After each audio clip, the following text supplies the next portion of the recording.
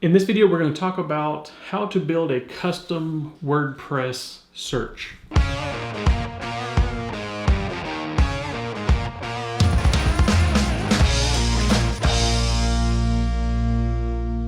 So as I said, we're going to build a custom WordPress search.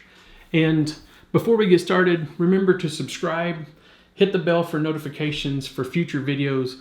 This video is going to be a three-part video. We're going to build a form. Then the second video, we're going to create a page that displays the results that we searched for. And then third, we're going to improve on the search by building an algorithm that will sort the search results by importance. So let's get started on building the form to start with, all right? So here on our, let me see where I'm at here. All right, so here on our ideapro.io website that we do a lot of our testing with, in the back end we have some posts that are just some random name posts. I used wall unit, I'm not sure why. Products, we've got some products here with the same thing, unit product for testing, just a unit testing product, just a wall item product, my wall unit product, and wall unit product. And then we have some pages that are kind of the same with some random names on there, all right? So here is a basic theme that we have for ideapro.io. There's really nothing to it other than this h1 tag. This is the header.php file that has the opening HTML, closing HTML, the opening body, and then the h1 tag here. So this is a very basic theme, and I like doing this so that it gets rid of all the mess, so you understand exactly what we're doing, and it's not too complicated. It's try to make it as simple as possible. All right. So the first thing we're going to need is a form tag, and inside this form tag we're going to have the method, and the method is going to be get, and the action is going to be print site URL, like that. Okay, so what these do is the method, if you're unfamiliar with building HTML forms and stuff, the method is the type of method. Get, basically everything you put into a form through get will show up in the URL of the website.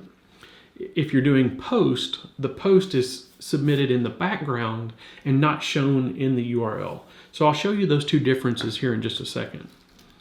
All right, so we're going to do a input type text, and the name is S. Now, by default, the name S is the WordPress default. That's what all themes are built with, and that's what we're going to use. Then we need an input that is a submit, and the name, we're actually going to take it out. And I'll show you the reason why in just a second. So we're going to say search our site, and this value can be anything that you would like for it to be. Okay, so now here on our page, we're going to refresh. So we have this form over here, and it's not really styled with anything. I wanted to leave it just kind of basic, and this is the basic that you need for a form in WordPress in the search function. So if we do a search for wall unit and hit search our site, basically what WordPress has done is it's returned the content for the pages and posts that it found wall unit in the title. It doesn't have a heading up here above any of these because we haven't built a search.php page in our theme, but we're going to get to that in the next video. We'll get to a little bit of it in this video and then finish it in the next video. All right, so if we do a post here, because you can see in the URL $S is equal to wall plus unit, because that's what we searched for. If we do a post and we refresh and we do a search for wall unit, see, there's nothing in the URL. And if we go back to this and we do wall unit, see, So you can do it as a post or a get, either way. I like to do it as a post, but for this example, we're going to do it as a get for right now. So then if we do wall unit, we didn't refresh the page, so it's still going to be a post. So let's do wall unit. There we go. All right, so wall unit. And this is the results, okay? So that's all that we need to build for our form. Now, if we put name is equal to search, if we put that in as our submit button, and we come back here and did a refresh and did wall unit, search our site.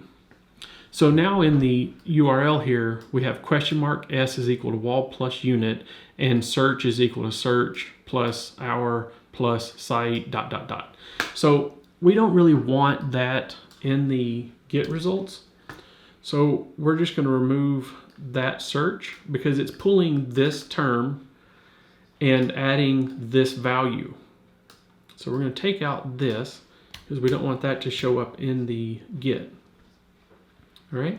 So now on the value, we can do something like this.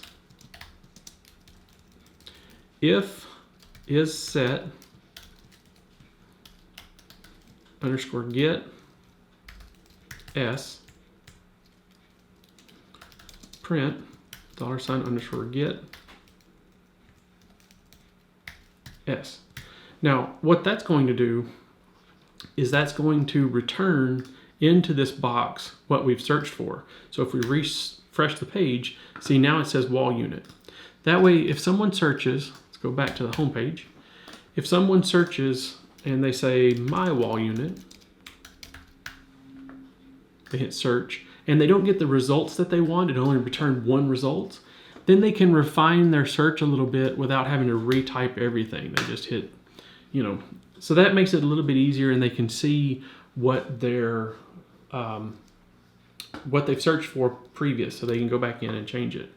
All right, so now as these results look very bland and they don't have any titles, it's because we don't have a search.php in our theme.